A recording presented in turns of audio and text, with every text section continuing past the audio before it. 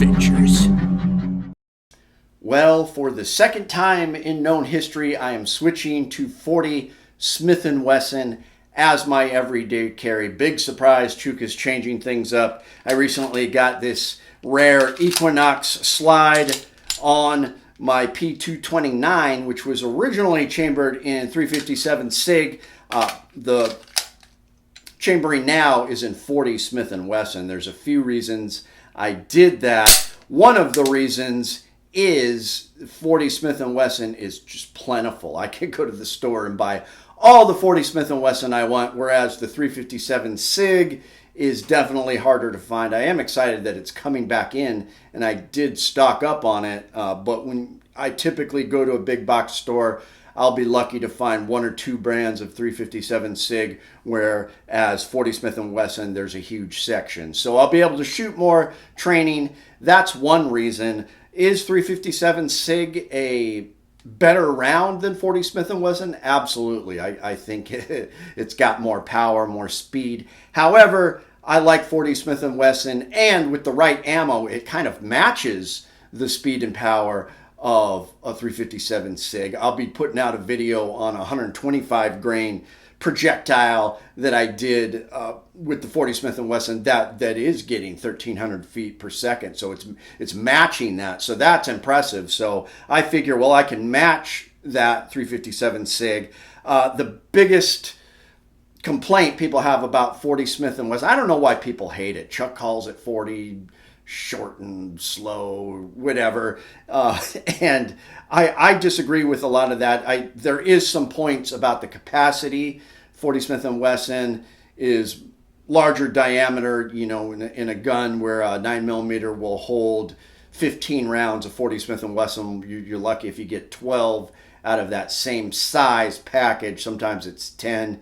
So capacity is an issue. And there is a good argument people make for the 9mm with the advent and the new powders and the technology.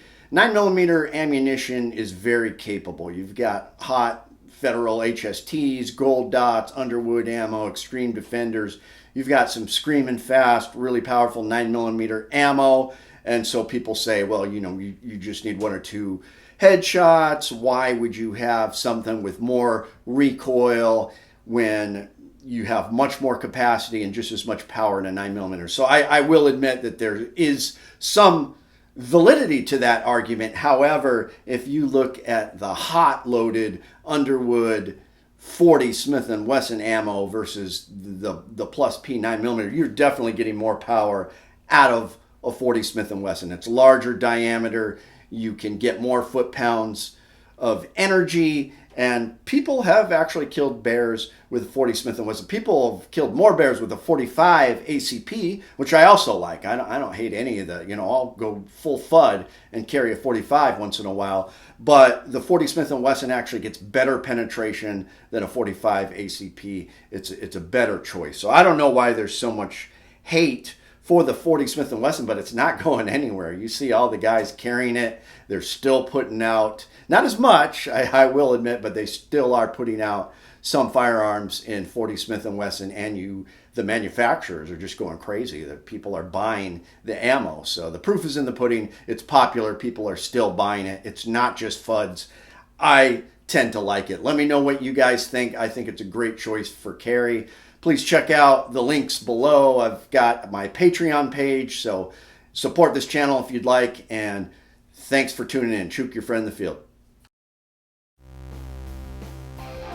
My name is Chuke. I like to trade my guns just for fun, but now I have none. Oh, look, get shot by a bear, but I don't care. I got a 10mm. Chuke's Outdoor Adventures. Watch you all die every time.